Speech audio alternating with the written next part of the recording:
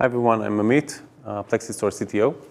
I'm going to take you on a journey going at 2.5 years back for Sharon and myself, discussing all the concepts of what we want to do and how it's different from other things that are available from other architectures, and what are the decision points that we thought about. So I hope it's going to be fun. It's definitely going to be a lot shorter than I originally planned because we spent more time on the preliminary phases. Anyway, so I think the key question to begin with is, what are we trying to achieve? I mean, why do businesses go and invest money in IT? So momentum is obviously one good reason, but at the end of the day, the business wants to take some application, to do some stuff, right? Basically, to compute something, to digest something. And it's all about actionable data. I mean, the action and the emphasis here is not just the data, but also the action itself that you can derive from that. So we're not in the archive business, tape business, or anything like that. It's important to stress out. We're talking about primary storage and even stuff that doesn't even get today to the primary storage, which is done in memory even before that. So, taking a holistic view, on the data center itself that's supposed to provide that infrastructure. We have compute, storage, and network. At the moment, for historical reasons, a lot of that is done in different silos, in different skill sets, different companies, or different divisions within companies. You get your servers, your switches, your storage arrays. Even if you're talking about software-defined storage today, they're basically taking the array and virtualizing it and presenting this. There's no good affinity between the application server and the storage itself. If you look at Ceph, for example, it just happens to reside on the same servers, but basically it's uniformly distributed across the nodes, and you do access it across the network. There's not good affinity between the application and the data that it's consuming. And what we want to make sure is that you get your value out of your hardware, right? So if you look at a CPU at your application server, you basically can see a breakdown between idle, user space, system space, and I/O weight for that CPU, what it's doing, right? Now I'm going to focus. Don't worry, I know it's storage field day. I'm going to focus on the storage layer in our solution, not the entire stack of it. But it does help to look at things from a holistic view. Now, when you're paying for a CPU, basically you want to pay for this. Assuming the application is user space, right? This is what you want to be close to 100% of your CPU, right? That's where you get your value from. Sorry. Now, system is definitely overhead. The network part and the storage part usually maps to the system, a percentage of the CPU, and that's just overhead, and we want to decrease that as much as possible. And Sharon mentioned earlier that we kind of pay back in CPU resources, so that's exactly where you're going to see the decline compared to other traditional file systems and storage stacks in general. The block and the drivers, et cetera. And then the I/O weight, where the CPU basically waits for I/O and has nothing to do in that time, or it can context switch to another compute task and try to do something meaningful in that time. We basically want to eliminate that entirely. So let's take a look at the resources that we have within the CPU. Okay. So one trend is the memory wall. Actually, if you go back in time, 1960, the bottleneck was the CPU itself. The logic itself was not fast enough. Somewhere in the 80s, that flipped over. And currently, there's a big memory wall and a big gap in speeds between the CPU and the memory. And what that means to us is that memory is a scarce resource. Okay, so if I context switch, I put too many VMs on something, I start needing more and more DRAM.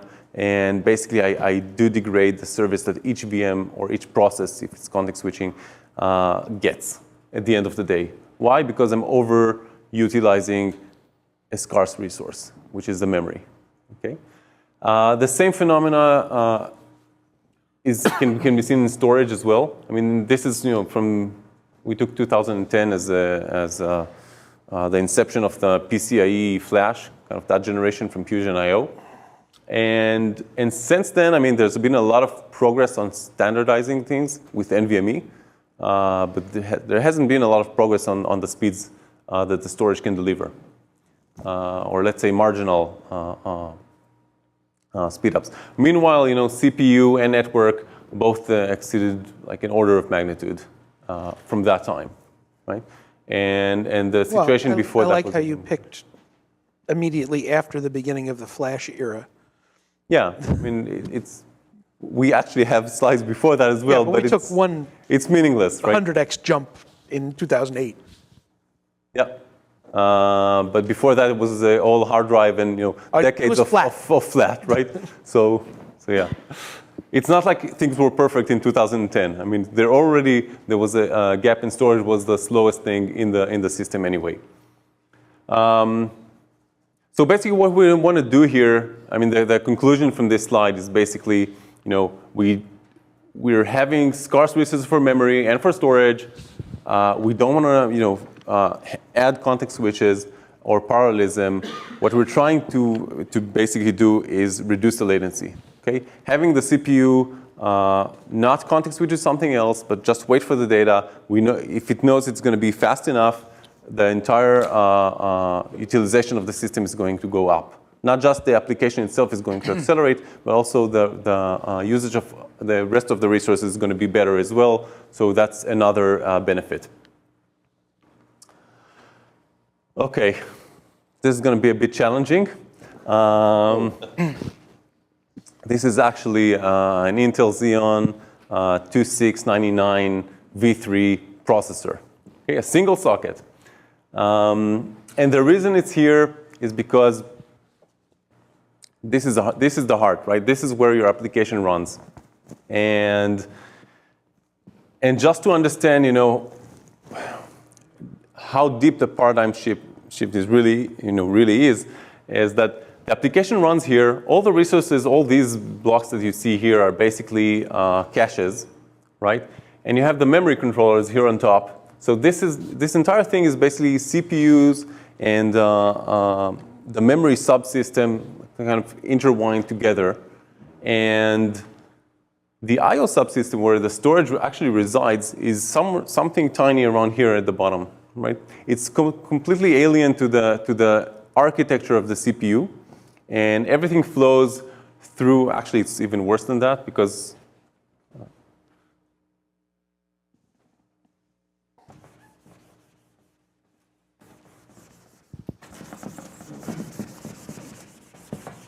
what's the black marker? Oh.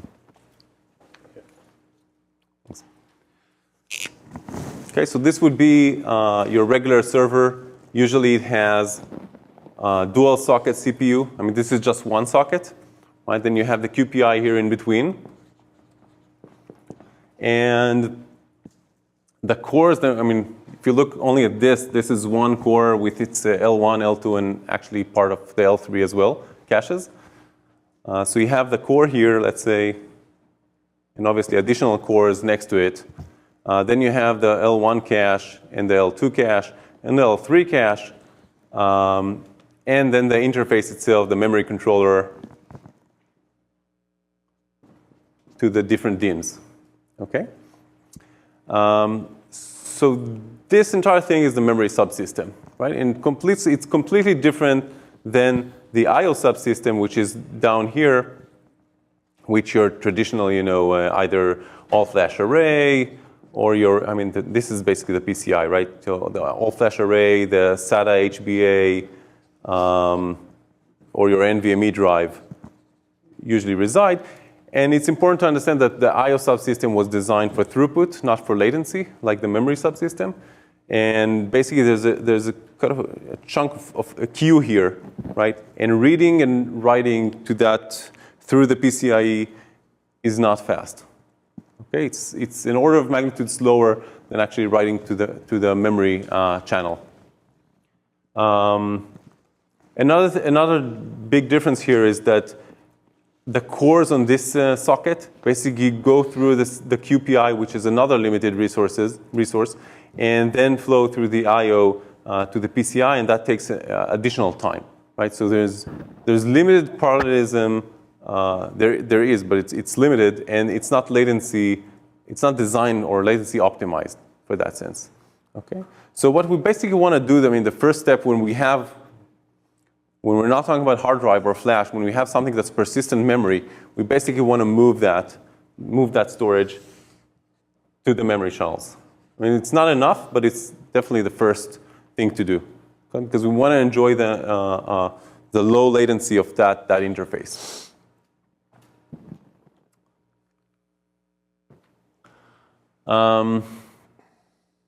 Okay, so I mean, this is storage field day. I don't really need to do that. But I mean, we've moved as an industry, there was tape even before, but from hard drives to flash, that provided us a lot of IOPS, random IOPS, right? Hard drives did IOPS as well, just, not a lot of them. And flash kind of solved that problem. Now, there are a lot of publications on flash being fast being, 40 microsecond, 100 microsecond response time, something like that. It's always, when it's a single I/O, it's always at the block layer and not from the application level, right? So what basically these technologies, the persistent memory or NVDIMN or NVDP or DRAM, if we're talking about the ephemeral use case, what these basically can provide is obviously additional IOPS, but more importantly, they can provide the low latency that the application requires. And this is somewhat takes used to thinking differently, because a lot of people think of IOPS all the time, and it's kind of like, I think, a decade and something ago, where people were only talking about the frequency of the processor and not about the number of cores or something like that. So at some point, IOPS stops being interesting, and it's the focus shifts to latency, right? And each one of them will come with its own term. I think for hard drives it was $1 per gigabyte, and for flash it was $1 per IOP, and for here it would probably be something different. I don't know, $1 per application transaction or whatever that means. There are a lot of players here in this space. Obviously, there are DRAM players that I haven't even mentioned. There are several NVDIMM players. And obviously, there are, as hinted, several persistent memory, 3D XPoint or STT-MRAM or other SCM technologies coming along in the next couple of years. Now, this is a slide I slightly modified or generalized from objective analysis. I guess you saw this a couple of times by now. It shows the performance versus the $1 per gigabyte trade-offs between different medias. And first of all, that there's a gap here for something new.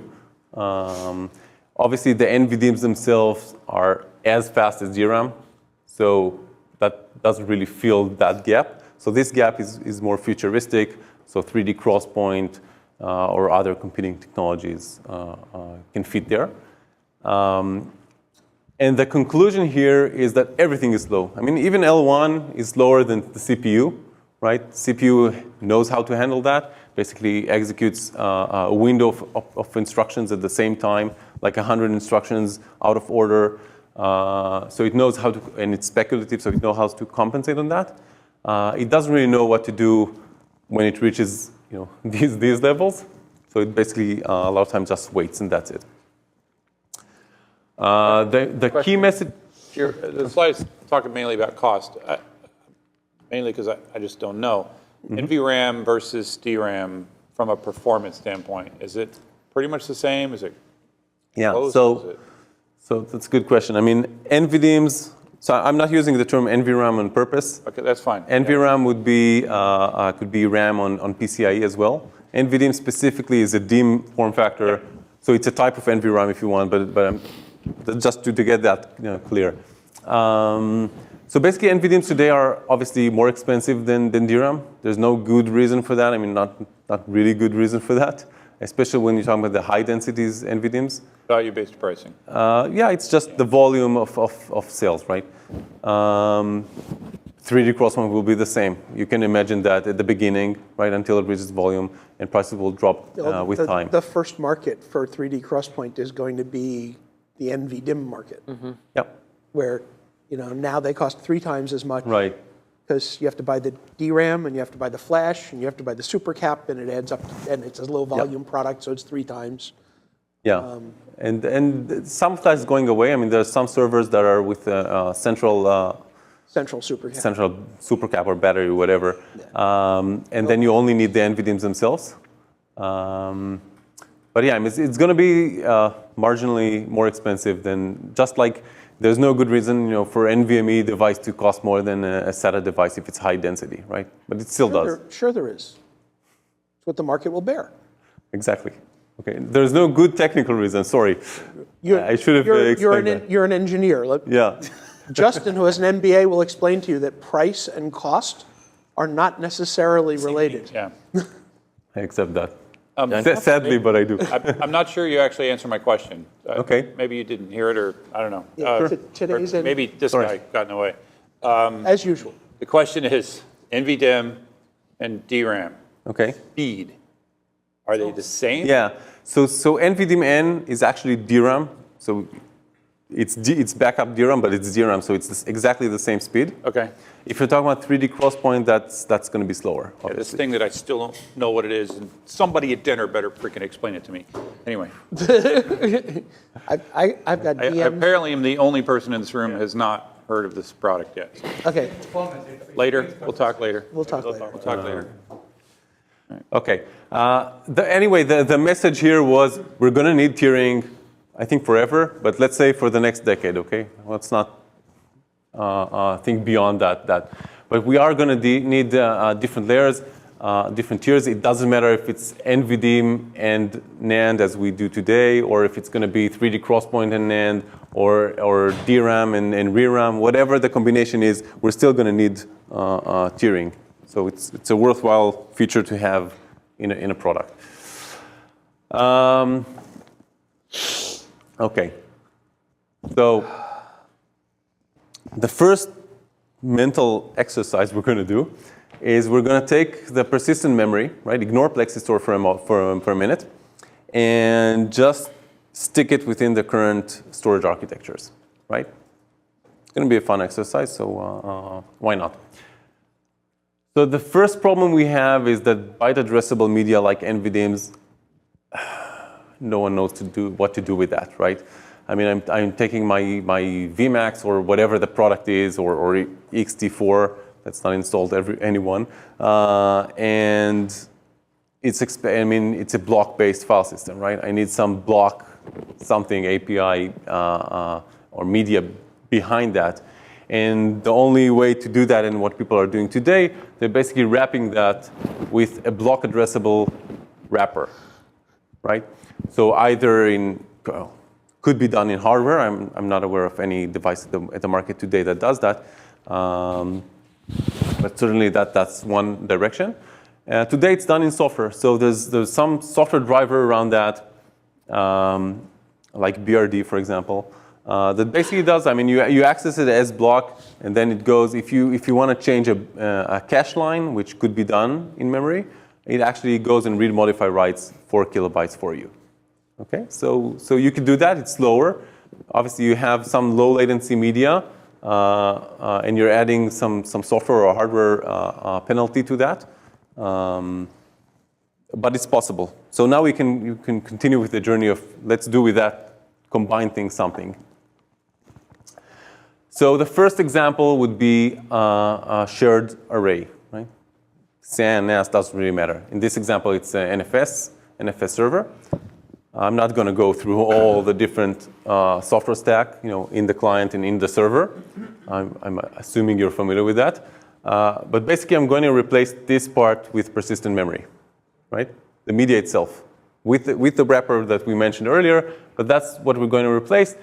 And the question would be, does it really matter that we reduce the latency of that device, from 100 microseconds to 0 even, right? Because we have all the network and all the software stack in the middle that simply hides the benefits, well, most of the benefit of the device itself. So network storage didn't really make sense to us anyway when we started this. So we said, okay, we need to focus on on localization of the data and putting that with the application itself, right? Or at least try to do that, right? Most of the time. So that would be the speculated path and the place that our desire anyway for that piece of data. So let's look at the local file system, local DAS example, right? In this case, we actually take the device, our persistent memory with the wrapper, the block wrapper behind it, and we place it here in the physical devices, right?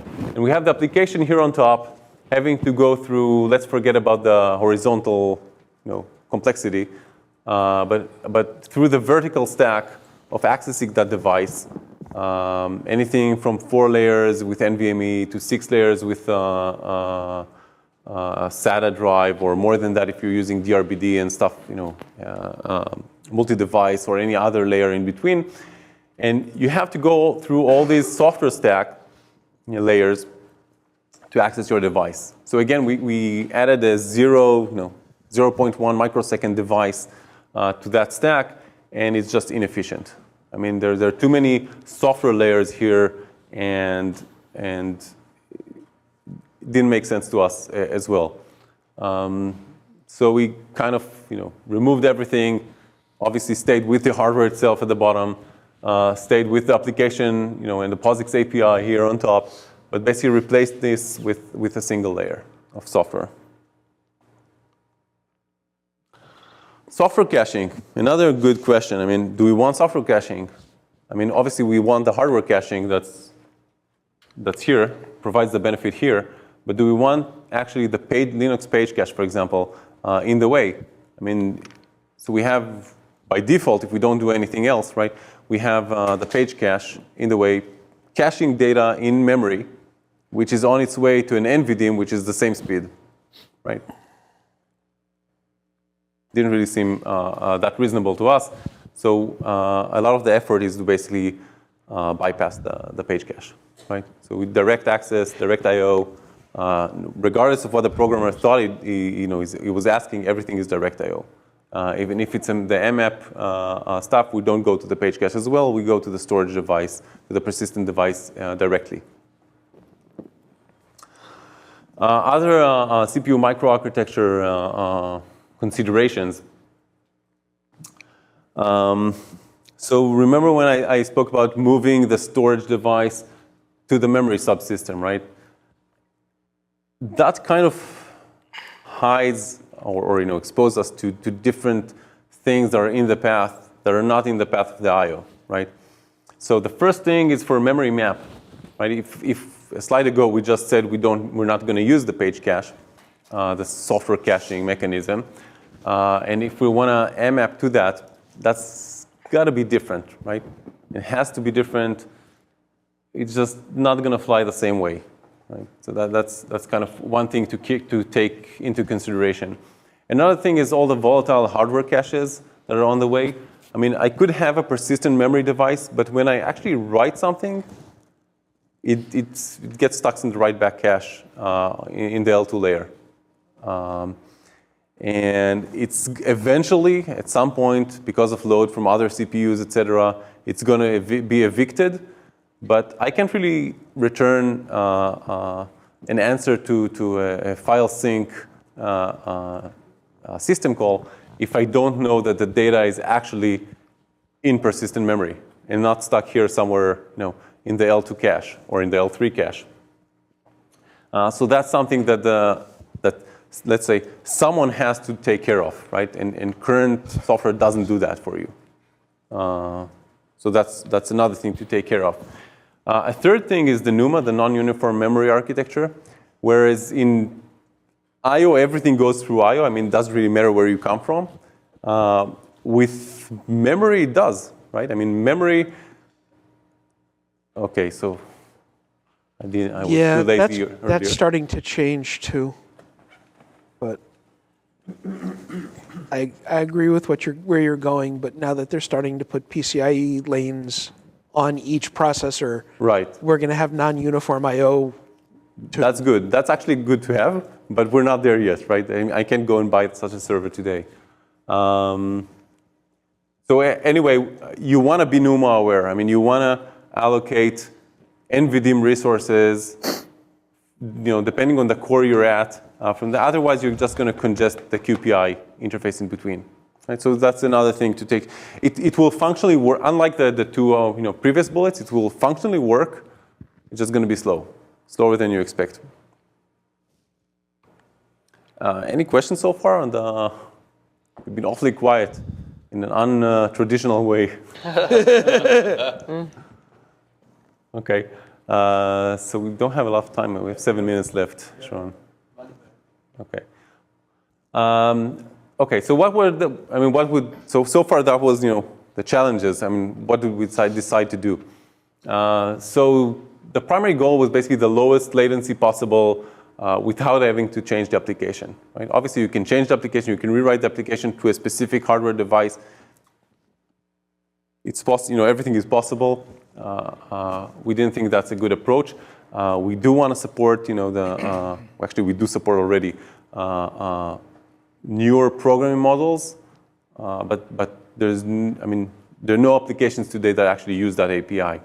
So I'm going to focus on at least storage field day 9. I'm going to focus on existing applications.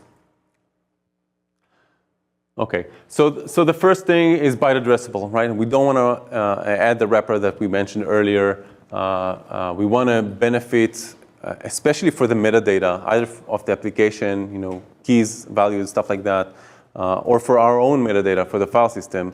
I mean, when you're doing snapshot, when you're doing everything, there are tons of tiny writes, and we want to process them in an efficient way. Another thing is the DAX, the direct access for mmap. So you don't have to, you're not mmapping stuff to the page cache, writing there, and then copying it to storage. You actually go and write directly to the storage media in a byte addressable fashion. Something we already mentioned, strive for data and metadata locality. So we want everything to be in the same node. Obviously, that's not always possible. But at least as a goal, as a design goal for the system, if it's if it's possible under that use case. A single software layer, at least for the speculated path. So the speculated path is going to assume data and metadata are local to the machine, and they're in the first tier, right? All the rest, all the other penalties, we'll deal with them if that's not true. But because the latency there is not going to be that short anyway. So it's a lot like hardware caches work, actually. I know in storage it's not really, there's not a lot of speculation going on, but because the latencies don't really require that. But we try to be inspired by memory systems more than, well, not more, but at least at the same amount as we are inspired by other storage systems. Support traditional storage features. That goes back to not having to change the application. So if you're used to mirroring, for example, right, for HA, or if you're used to snapshots or stuff like that, eventually want to have that in the system as well. We already talked about respecting the server resources. I mean, we understand we were being hosted on the application server. The user bought the application server to run its own applications, not to run the storage that's basically a serving function. And that's why we make very efficient use of the CPU, DRAM, and network in that system. And finally, well, not finally, I have another slide, so don't get your hopes too high. But finally, for this slide, before we move to the next slide, cost reduction techniques, very important. I mean, this is a very expensive media in comparison, the NVDIMM stuff, or DRAM, the same. So we want to have multi-tiers. We want to have auto-tiering between them with the hints that we mentioned earlier that are possible, but have auto-tiering as the automatic choice. Then have copy and write for not wasting resources on identical stuff or just wasting capacity on the difference between different files or different snapshots and stuff like that. Asymmetric HA goes back to the hybrid nodes, the targets that we saw, persistent memory and flash, and the hints within the API to basically tell the target machine that it can now dump the data from the expensive tier to the cheapest tier it can basically find. Can I ask you a question? Sorry. Sure. No, fine. You go. Did you put these slides together specifically for us? Yeah. Okay. Well, how do you typically talk to a customer about this? I don't mention any of this. Okay, right. Just want to make sure I understand that, because obviously, I mean, it's good to get into this level of detail and talk about it, obviously, but you must have a very different approach when you're talking to customers. I know we saw some of your slides at the very beginning. Wasn't sure whether they were customer focused, because they're similar to the ones that are on your website and the presentation that I've had from you. It's a complicated message to try and get across in a way that, because some of the stuff you've talked I don't even try. Some of the stuff you've talked about is very, very Linux specific. Right. Very focused on the way that the architecture works. You're absolutely right. And I think the confusion about the convergence of memory and storage is even complicated, even for us. I mean, we are storage people. We know how to build traditional storage. We know snapshots, copy and write, things like that.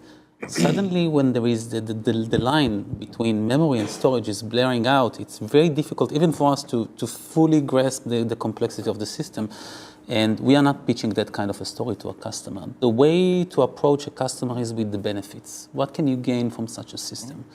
And to sell a story like that to a customer who's using Cassandra is exactly the way I showed it.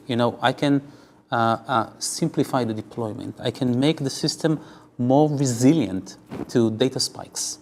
This is really what those guys care about. They don't care about, is it memory, is it swap, is it paging, non-paging, CPU, NUMA. They don't care. They don't understand that in most cases. So the pitch is much simpler, very, very light, very focusing on the benefits and the value, not necessarily the technology. You're going to find from time to time, guys that wants to drill down and see exactly how everything is screwed together. But it's not that common, actually. Yeah, but that is the guy most likely to want to do the roll your own that Sure. you're kind of aiming at. Absolutely. Yeah. Absolutely. So stepping back slightly, you mentioned earlier on that this will scale to kind of hundreds of nodes in a single environment. How do you monitor and manage that? Do you have some form of aggregation of that? Can you get centralized reporting on utilization across your platform, et cetera, et cetera? Could you maybe go into a little bit of detail about how the operations guys use it? Yeah, so we have detailed monitoring of the infrastructure, CPU, storage, and memory and network on each node. We collect that. You can view historical views of that. We can basically monitor where you have the problem. Maybe it's the mixture of tiers, different tiers, or maybe you're just wasting resources. And maybe the machine doesn't do, has spare resources to do more. It's in idle most of the time. So we do have all that infrastructure in place already.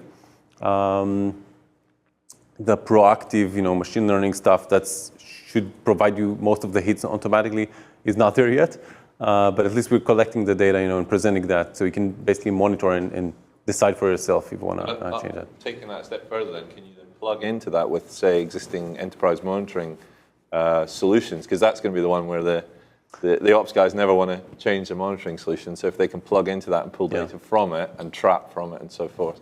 So currently not. I mean, that's obviously on the roadmap, but it's not currently within the solution. But we do need to understand, we're talking about a different kind of customer, okay? The customer can be ops, that's fine, but those hints are actually more important to the guys who run the Cassandra, the MongoDB, the Redis, okay? They need a tool to fine-tune even the Cassandra and the workloads in order to fit to memory or not to memory, depends on your requirements. And one of the things we are planning to do, for example, is to provide a direct access to Yarn. Yarn is the thing that controls the jobs in a Hadoop cluster. We can tell Jan, listen, this machine is overloaded. Maybe you should move this job to another machine.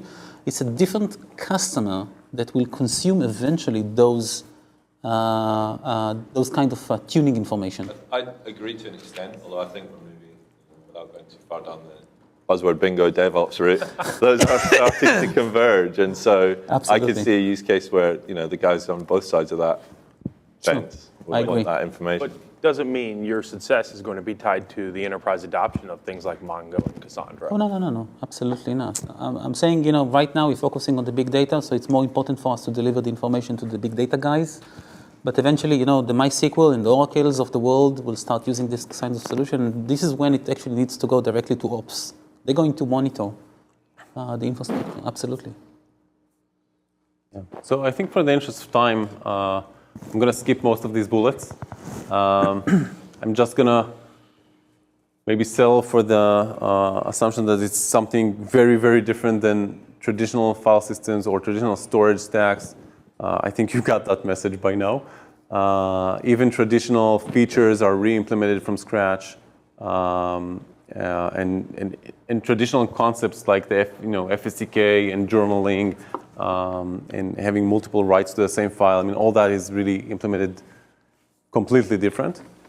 But again, it doesn't really matter to the customer. What matters to the customer is basically that it can have simplicity.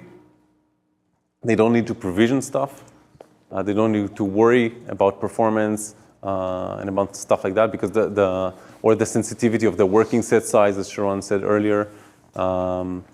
Basically, the platform is, efficient enough and powerful enough so they don't have to worry about quality of service in some niche cases or across time and stuff like that.